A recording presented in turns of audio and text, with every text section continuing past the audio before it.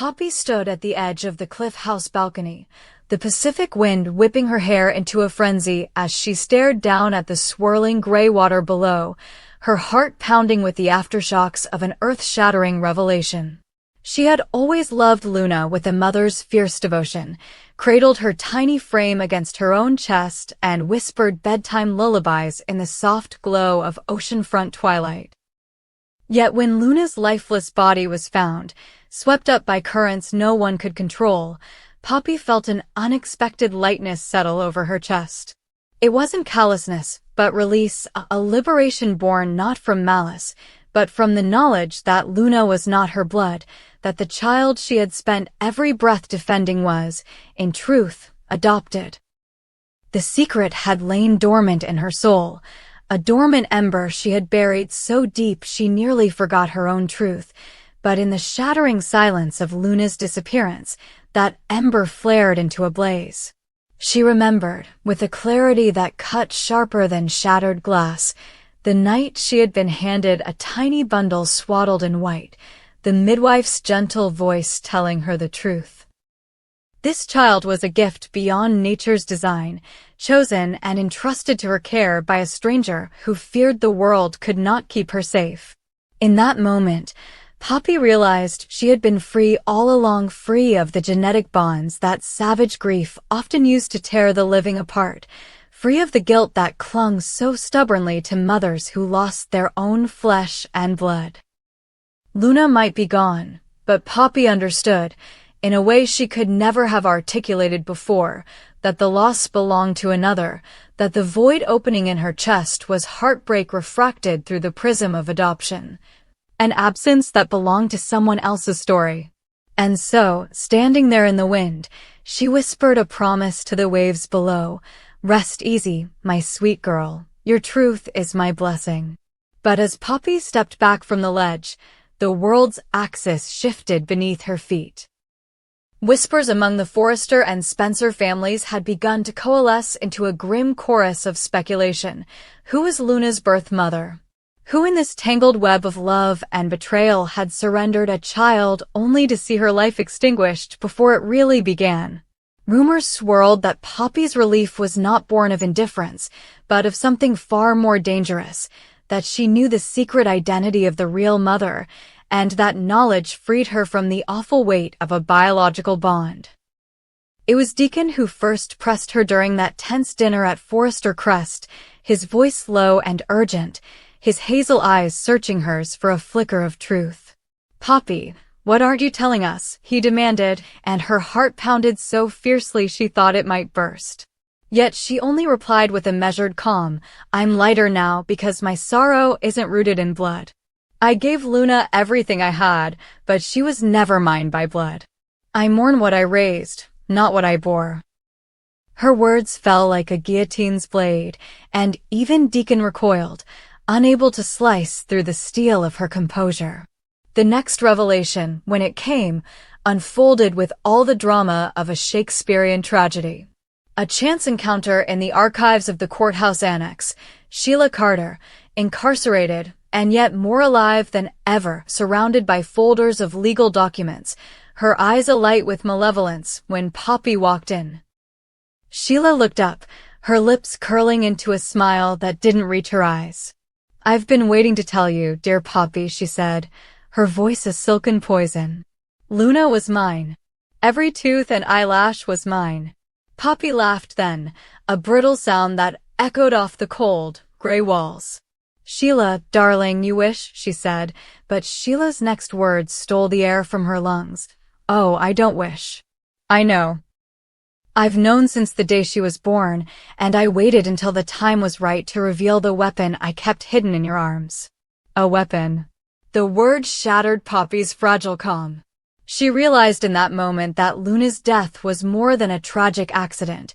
It was a calculated move in a war Sheila had waged for decades, a war against the Forresters who had cast Sheila aside, who had branded her a monster and locked her behind bars, robbing her of everything she held dear.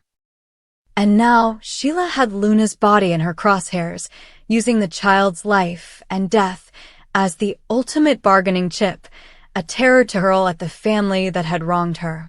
From that moment, Poppy's relief turned to a cold fury. She understood that Sheila saw her daughter not as a child to love, but as a weapon to wield, a sword forged from maternal bond and tempered in betrayal. Every strand of hair Sheila had ever brushed, every lullaby she might have sung in a parallel universe, had been stored away like ammunition. And now, with Luna gone, Sheila unleashed the full force of her vengeance, determined to exact a price from the Forresters that would match her own lifelong suffering. Poppy, standing before that cell door, felt the ground shift beneath her. She realized that the freedom she had felt moments before was an illusion, a mirage dissolved by the revelation of her daughter's true parentage and the monster poised to use her child's death as a springboard for ruin. In the days that followed, the Forrester and Spencer dynasties reeled as Sheila's machinations came to light. Katie Logan, queen of corporate strategy, found herself outflanked when Sheila's legal team revealed custody documents bearing Sheila's signature. Wyatt and Flo were stunned to learn that Sheila's fingerprints were on the very papers Poppy had signed in good faith, sealed by a corrupt judge bribed by Carter's deep pockets. The courtroom dramas multiplied.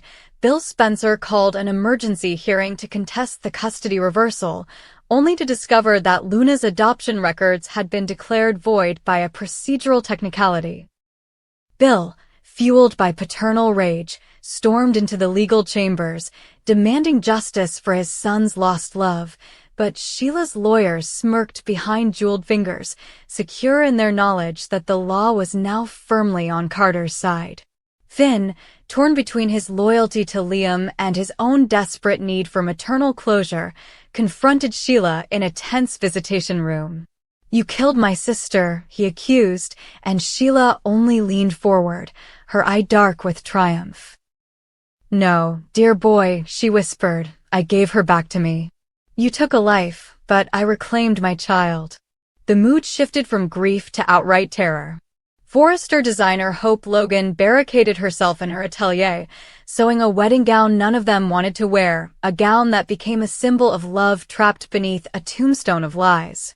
Steffi Forrester found herself drawn into Sheila's orbit one sleepless night, lured by a voice under the desert moon promising revelations about her own origins. But Steffi was no naive ingenue. She returned from that encounter with blood on her hands, metaphorical blood, but blood nonetheless, her eyes haunted by the knowledge that Carter's revenge strategy extended far beyond Poppy's loss. Every scandal, every exposing of secret trysts and forbidden affairs, was orchestrated by Sheila to fracture the family's unity, to leave them bleeding from 1,000 paper cuts until their empire lay in ruins. Amid the chaos, Poppy refused to be a bystander. She reached across the battlefield of her own grief and guilt, forging fragile alliances with former enemies, Deacon, Finn, even Bill, uniting around a single purpose, to stop Sheila before she could use Luna's memory as the fulcrum of her vengeance. In clandestine meetings at the Beach House Clubhouse, they plotted legal maneuvers and PR offensives, crafting a narrative that would cast Sheila not as a bereaved mother, but as a vindictive saboteur. Poppy, fueled by a cocktail of sorrow and rage, volunteered to testify in court that she had known Luna was adopted, but had protected that secret to spare the child shame, that she had fought for Luna's happiness every day, and that Sheila's sudden claim to motherhood was nothing more than an act of despotism. The final showdown came in a packed courtroom where the judge, flanked by a mountain of evidence and deafened by the howling media storm, listened as Poppy took the stand.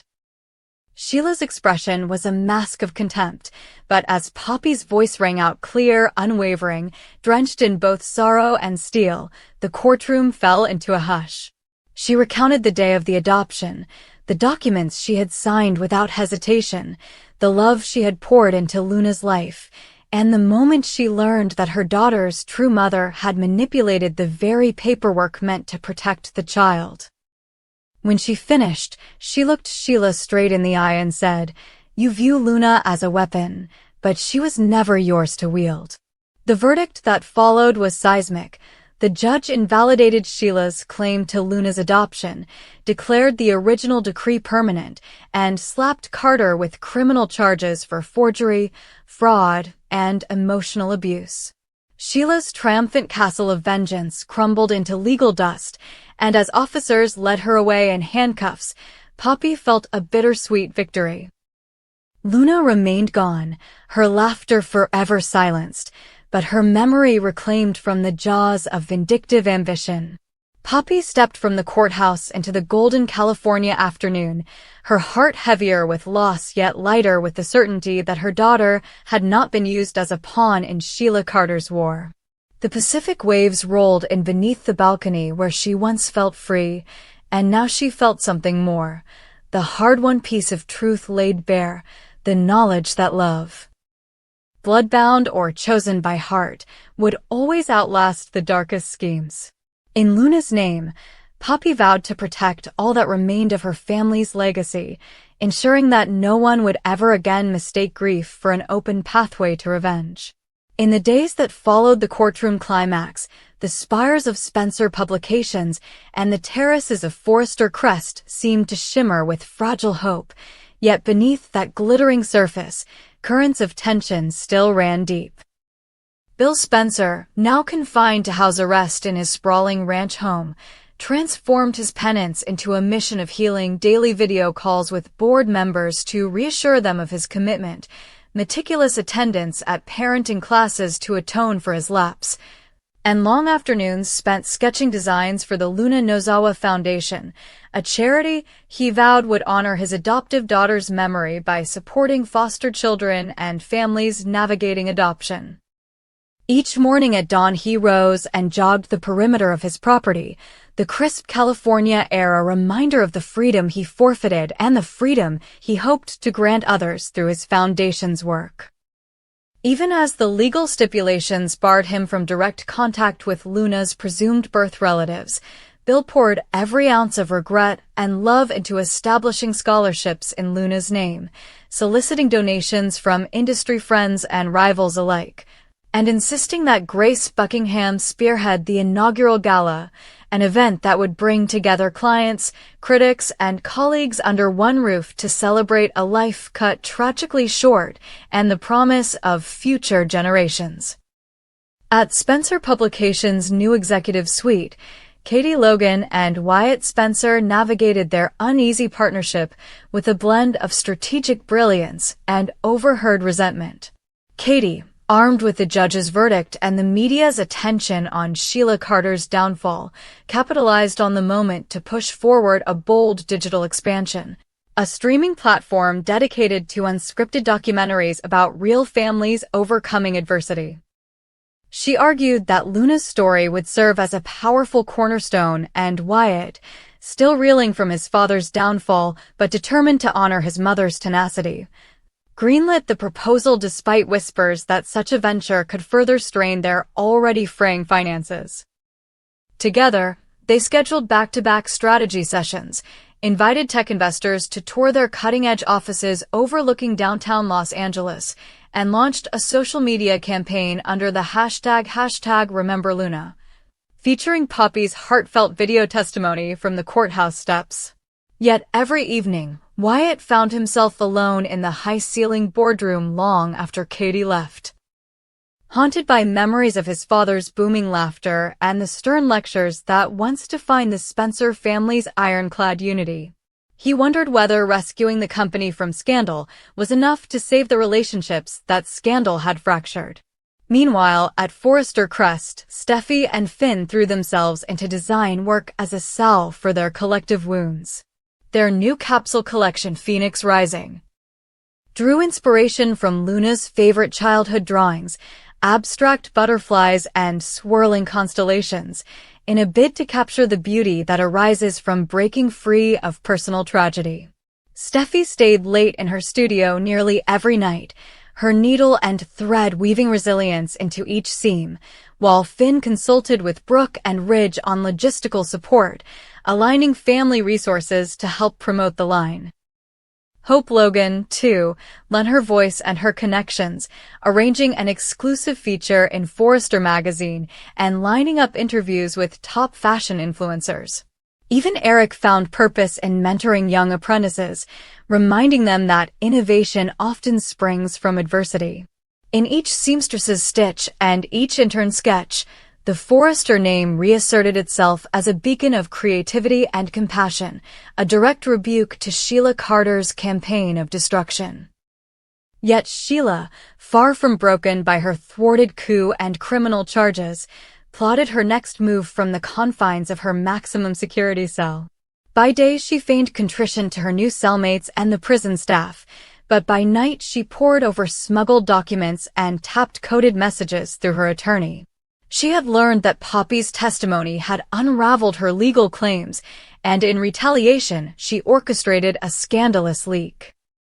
A trove of confidential emails between Spencer executives showing unflattering opinions about Forrester designs.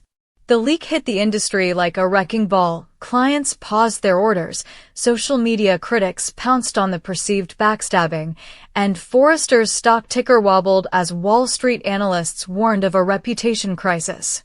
In an instant, the Forrester-Spencer alliance, still tender from Luna's loss, teetered on the brink once more. Katie and Wyatt scrambled to contain the fallout. Brooke and Ridge convened an emergency family summit to shore up public trust, and Poppy, sensing that Sheila's revenge knew no bounds, ramped up security at the Foundation's offices, briefing Bill and Grace on every suspicious email and phone call. Amid the corporate maelstrom, a more personal miracle emerged. Liam Spencer stirred from his coma. It happened late one night in the private hospital wing. Grace, exhausted but vigilant, noticed his fingers twitch, then his eyelids flutter. Within moments, he opened his eyes to see Grace's relieved face and Finn's shadow at the foot of the bed. Though weak, he found strength enough to whisper Poppy's name, and the nurse on duty hastily summoned a flood of family members to his bedside. Tears fell freely as Liam squeezed Poppy's hand through the bars of his hospital crib, his first words a request not for explanations, but for forgiveness. Poppy, overwhelmed, bent to brush his cheek with her lips and murmured, "I'm here, sweet one. I'm here." In that moment, the promise of the Luna Nozawa Foundation became more than a memorial. It became a living, breathing testament to resilience, proof that love could indeed be a force powerful enough to bridge the chasm between life and death, sorrow and hope. With Liam's awakening, the tide began to turn. The leaked emails, which Sheila had assumed would shatter the Forrester name, became instead a rallying cry. Brooke publicly praised Forrester's willingness to embrace candid communication and transform controversy into creative energy. Ridge announced a charitable runway show to benefit the foundation, seamlessly blending business acumen with heartfelt advocacy. Wyatt and Katie coordinated a live-streamed panel featuring Poppy, Bill, Liam, and Hope, sharing their story of survival and the importance of family bonds in overcoming even the most calculated vendettas. Sponsors flocked to underwrite the event, drawn by the authenticity of the family's united front. Even Sheila's prison-bred machinations were brought to light. A whistleblower in the prison legal department tipped off Grace's attorney about the forged emails and the money trail funding the leak. Once again, Carter's schemes unraveled in court, and the judge slapped her not only with additional fraud charges, but with contempt of court for endangering the Spencer and Forrester families with malicious propaganda. As officers led her away, her fury was palpable, but the families outside the courthouse no longer trembled at her shadow. Instead, they stood arm in arm, a testament to the truth that vengeance may ignite a fire, but it is unity and love that build an unquenchable blaze.